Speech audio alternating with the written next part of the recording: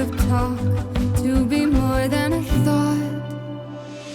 If you were the stars and if I was the sky, I'd be jealous just to see you feel another's lonely night.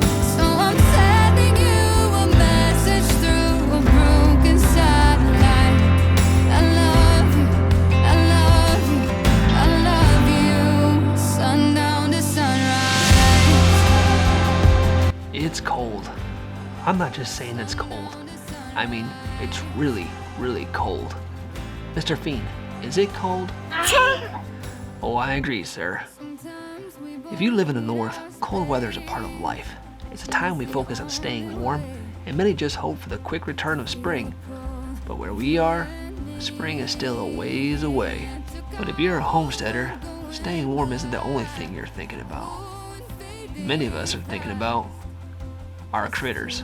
Angela and I have spent a couple days making sure our animals are bundled up and comfortable. We don't mind the cold much. It's nice to have time together, and I would definitely say her love keeps me warm. Our rabbits, goats, sheep are happy campers, and will be warm enough through this time. Ducks definitely don't mind. But my attention today, well, it's on my chickens. So whether you're in the north or the south, it doesn't matter. It's gonna be cold everywhere this week. And I'm seeing questions all over. What do I do with my chickens? Will they be okay?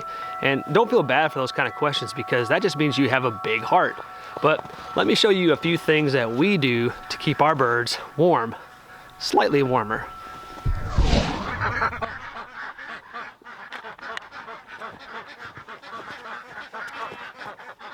Welcome to our setup. The hoop coop is where the ducks reside. They have nice dark tarp and deep bedding, and they are happy campers in there. They don't mind this weather at all. But let's focus on the chickshaw. Yep, that is a chickshaw with my own twist. I built this last March.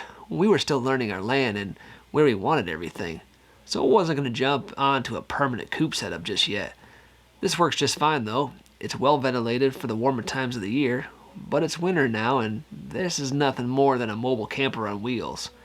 And those two don't match well. Trust me, we have been there. Such dark, dark times.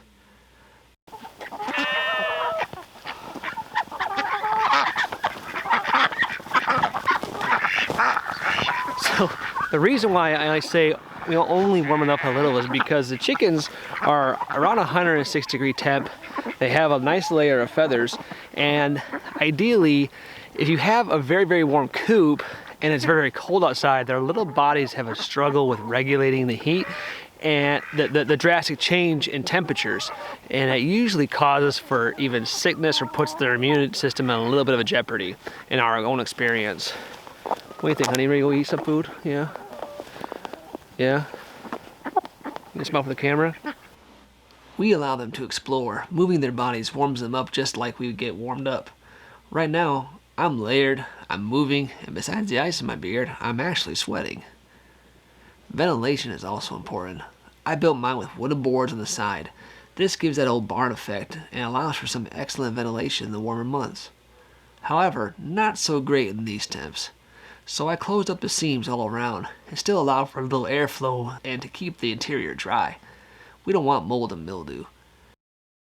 And for that opening in the back for the eggs, we added this addition to help with draft.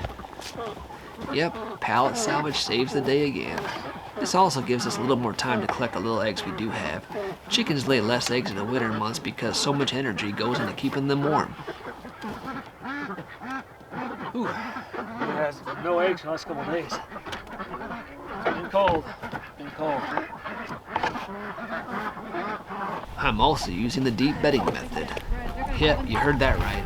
I use the deep bedding method inside the chickshaw, using straw and the lady's special sauce. Of course, then comes the question, how do you clean that? So I built the chickshaw 2.0, and this little square tip shovel, well, that will fit right in between the chicken perches. Easy clean out, and I'll just throw it right here in the garden come spring. And now for my final trick. We are going to take an old trick from the old timers from back in the olden days. Farmers used to take 6-foot poles and drive them into the ground 3 feet away from the house. They would store up hay between the post and the home, and when the snow would fall, they would pile up the snow over the hay, making a nice insulated barrier. Why? Because snow works as an insulator. 10 inches of fresh snow, which is basically 5 to 7% water, is the equivalent of a 6-inch layer of fiberglass insulation. That makes for an R value of 18. When my wife and I lived in a trailer, we bought insulation to wrap around the base of our camper. This blocked the cold wind from freezing us below. I have deep bedding, but to add extra warmth, I'm going to use snow around the base for that added insulation. Remember being a kid and building snow forts? Remember the warmth that retained inside your fort? Well, that's the idea.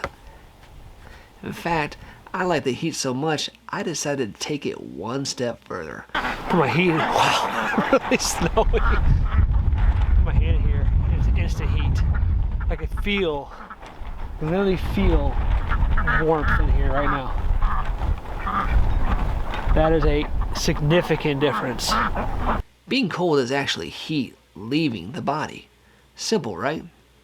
But the Eskimos who lived in much more frigid temps learned a little something about survival.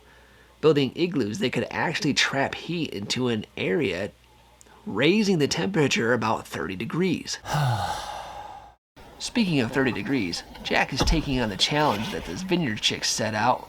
Hashtag 30 degree water. So right now, Jack... Oh my. Yeah, son, I don't think that's what they were talking about. Guess we will leave that to the ladies. So back to my final point. I'm going to bury my chickens to add extra insulation. Call me crazy, but this will prevent heat from escaping and keep my gals warmer. It worked enough for people that lived in much harder climates. It'll work for my chickens. You guys ready to build an igloo? Yes. Did you ever think you were going to build an igloo in your life? No. Let's get started.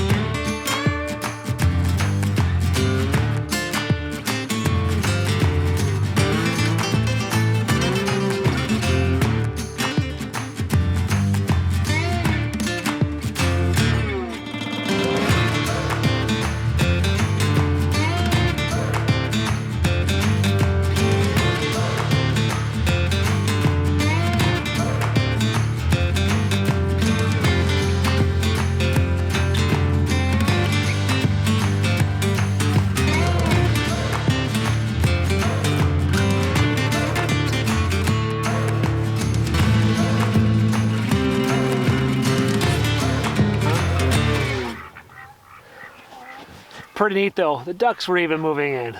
It's a pretty cool trick. Definitely working, and it's gonna keep us nice and warm. Anyhow, thanks for watching. We appreciate all the new subscribers that we gained this week. It means a great deal to us.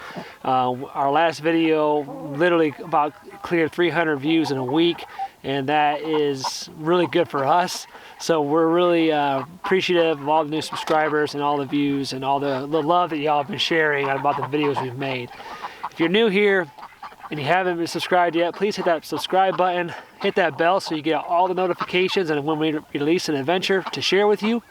If you're on Rumble, hit that Rumble, subscribe, and we'll see you right back here at the next adventure. Take good care.